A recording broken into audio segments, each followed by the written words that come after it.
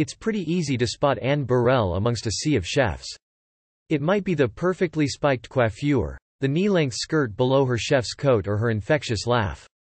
The chef, who hosts Worst Cooks in America, is where she is today because she decided to wade through uncharted waters.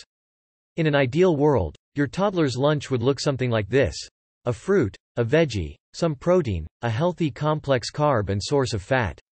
In reality, it's more like whatever they'll consume without crying, because the seedless watermelon has seeds, the hot dog is staring at them, and the peanut butter and jelly isn't cut diagonally. As someone who comes from a family of 0 restaurateurs, Burrell had to figure out the way to the top of the culinary world all by herself. No worries, friend. Here are 50 toddler lunch ideas they'll actually enjoy, fun riffs on hot dogs and PB&J included. Cooking is a learned skill. It doesn't matter if your mom or grandma was a great cook, it's not a genetic thing. Granted, there are people that are going to be better at it than others, but I feel like anyone who wants to cook can, she said in the keynote speech for the 2017 Smart Women Luncheon and Expo. Even as she made the journey to become a top celebrity chef, she dabbled in a teaching career, embraced Italian cuisine, and preached the gospel of piccolinis. Burrell has come a long way from being a little girl who learned cooking from her mom to a chef who teaches others. More importantly, she is happy to be that chef who makes people feel good. I've also had people come up to me and say, "You helped me get through chemotherapy. So I realize what I do also has a great responsibility," she said in her keynote. Here's all you need to know about Burrell's transformation. As a kid, Anne Burrell was a big fan of Julia Child. Anne Burrell's earliest childhood memories include watching legendary chef Julia Child on television. It was the early 70s, and Child's show, The French Chef, had become a phenomenon in the culinary world. For little Burrell, Child was not just a popular icon, but a friend who showed up every day to talk about food in a soothing lilt. In fact, the 3-year-old Burrell was so taken by the PBS show that she would tell her mom she had a friend named Julia, referring to the television celebrity, via Anne Burrell. A chef like Child was what Burrell wanted to become growing up, via restaurant girl. She also grew up in a household in Cazenovia, New York, where farm-to-table was the basic style of cooking. But on an everyday basis, it was watching her mother whip up dishes with fresh ingredients that made her fall in love with cooking. My mom was a great cook, and we always had a big garden out in the backyard. So she'd be like, "Go out and pick lettuce or tomatoes or dig up potatoes for dinner." I loved doing that. I loved being involved in the garden. I mean, I didn't like to weed it, but I liked to plant it, and I liked to harvest and then use all the stuff, she told All Recipes. And that, in more ways than one, contributed to Burrell's passion for good food. Being a chef was not her first career option growing up. Anne Burrell wasn't especially interested in academics or extracurriculars and, when she turned 16, took up a job as a fry cook at McDonald's, as she told Bella magazine. Little did she know then that she would one day become a world-famous chef working at kitchens of important restaurants across the world. However, as a kid, Burrell had dreamed of becoming like Julia Child when she grew up.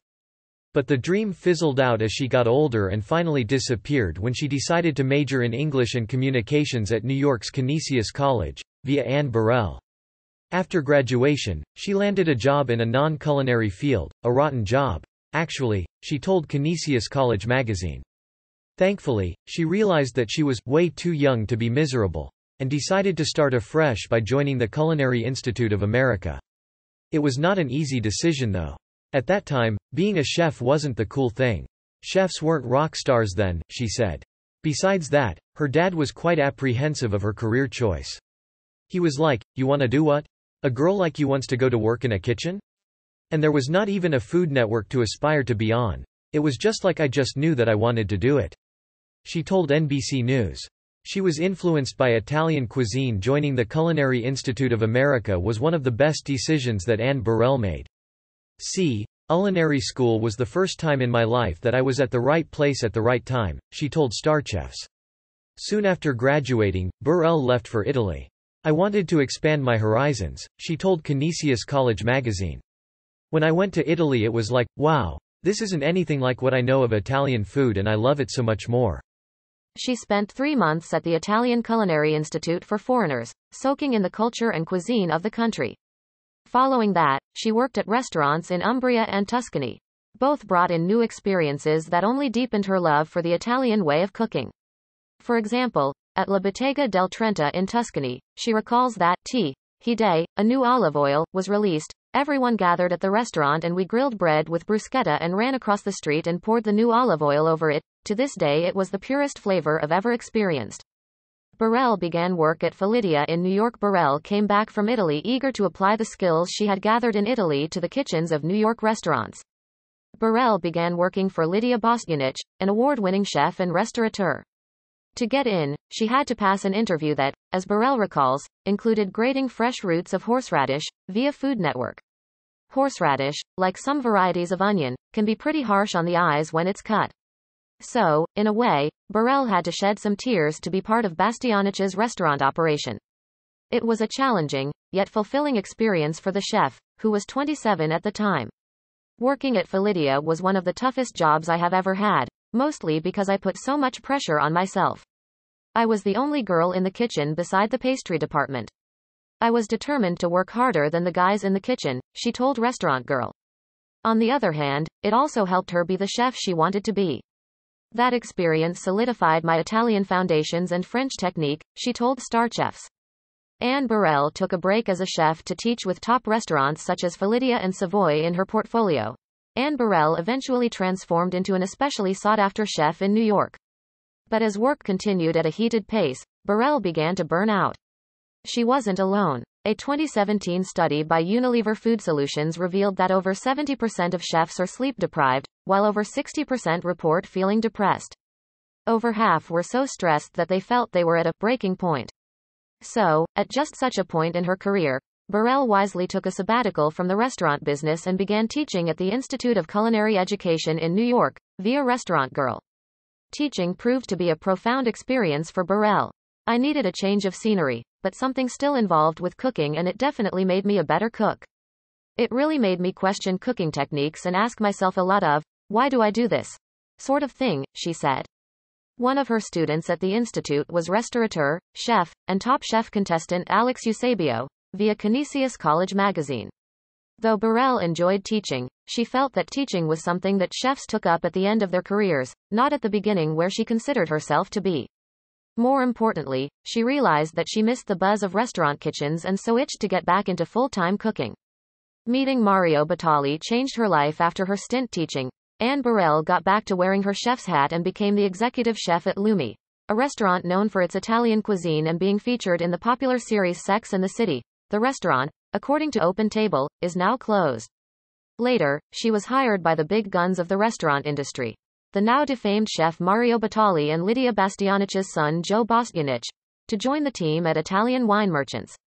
This opportunity, little did she realize then, would change her life even more dramatically than previous opportunities. At the Batali Bastianich company, Burrell's responsibilities included making salumi and helping out with events, via Star Chefs. Then Batali picked Burrell to act as his sous chef in the reality show competition, Iron Chef America. Why, he asked me, out of the hundreds of people who worked for him, I never questioned it and I never looked back. I was just very, very lucky, said Burrell, via Canisius College magazine. Iron Chef America was both a stressful and delightful experience for Burrell as she assisted Batali with prep work and making dishes. My philosophy is, I want to help as much as I can and I am not going to be the reason Mario loses, she told Restaurant Girl.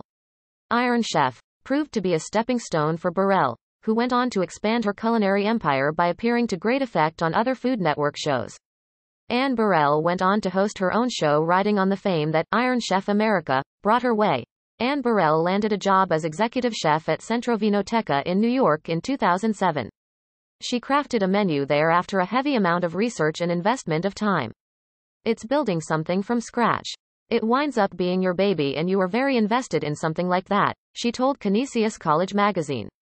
Though the restaurant closed in 2008, it served as the stone that she stepped on to launch her own Food Network show, Secrets of a Restaurant Chef.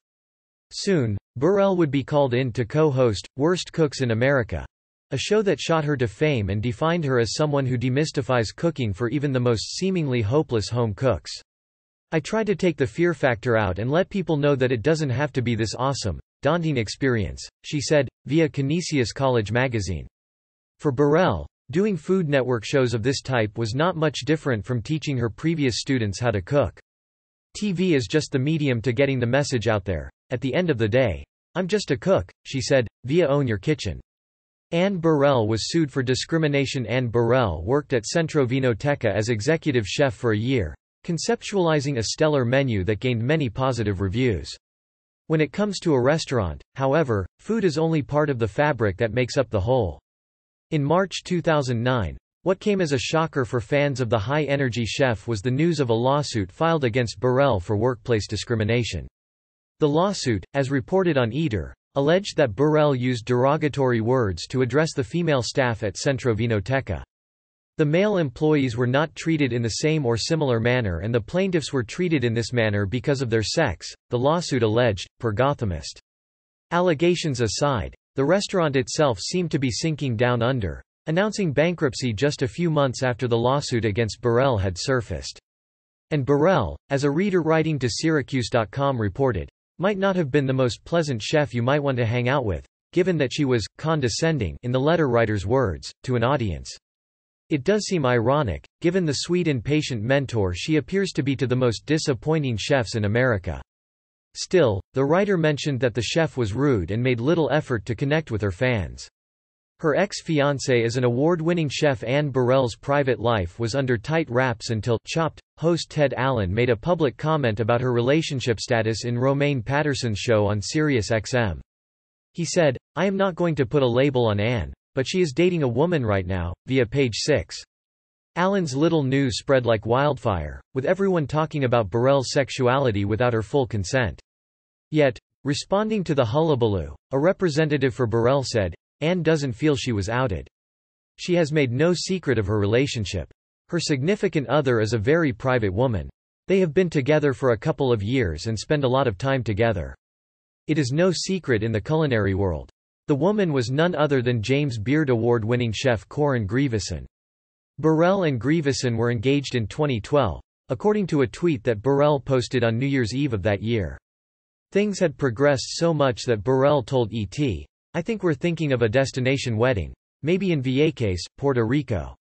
That's where we got engaged, and the first time we ever traveled together was to Vieques. So it's kind of a special spot for us." Yet then the relationship ended, and almost 5 years later, Burrell found love for the second time. Anne Burrell opened a restaurant, but it floundered. Anne Burrell's calendar was chock-a-block full with her Food Network show schedules, with little time to spend in a kitchen where she was most comfortable.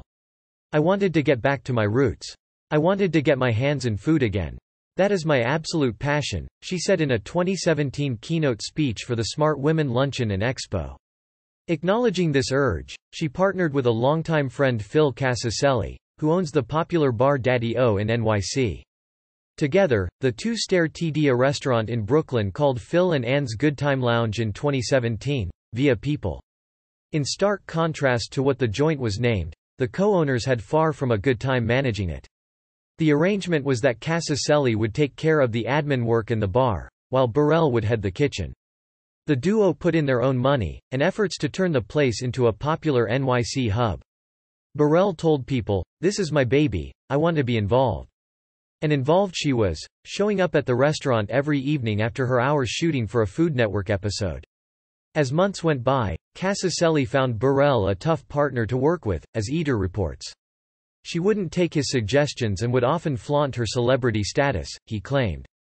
He also alleged that Burrell ultimately shut the place down without prior warning, a claim that Burrell's representative refuted, via Daily News.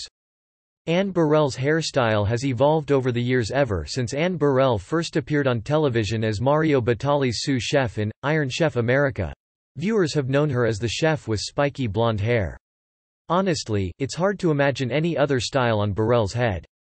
But according to an interview with the Daily Meal, her childhood hair was a stark contrast to the piece of art that she sports today. As a kid, she said that she had horrible hair. "It looked like my mom put a bowl over my hair to cut it. I had the braces, and the pin-straight hair. I just started to get creative with my hair and it never stopped," she said. She further said that she had a Dorothy Hamill hairdo but wanted a rather fluffier and more eye-catching Farrah Fawcett one. And so, she made over her hair quite early in her life, to dramatic effect. In high school and everything, I've always liked the spiky hair. What can I say? I'm a child of the 80s, she said, via Anne Burrell. Maintaining those spikes is a lot of work. As explained in The Rachel Ray Show, it includes a series of time-intensive steps to ensure the hair is blow-dried to look like that of a troll doll. Burrell colors her hair herself, using Clairol 7th Stage, a shade that Marilyn Monroe also reportedly used, as Burrell told Amni. Anne Burrell got engaged during the pandemic. Anne Burrell bumped into her second love through the dating app Bumble. She and Stuart Claxton, a sales marketer at Univision, hit it off from their first online conversation. Claxton found Burrell to be a wonderful surprise on their first in-person date. When she sat down in front of me, I was like, wow, she's so hot, he told Today. The duo dated for 2 years before Claxton decided to pop the big question in the thick of the COVID-19 pandemic. Claxton first sought permission from Burrell's 75-year-old mom for her daughter's hand. With her mom's input, Claxton planned the perfect setup to propose. Anne's mom dressed up the room and decorated it and set the table. It was better than I would have come up with myself, he said. Having a fiancé and a teenage stepson at 50 was never part of Burrell's plan, but she seems to be happy with the unexpected change nonetheless. Once you get to be a woman of 50 years old, you don't really think that marriage is going to be on the plate for you. I was always really focused on my career and marriage was never a huge thing in my life that I was looking for. Then when I met Stuart, my opinion about all that changed, she told People.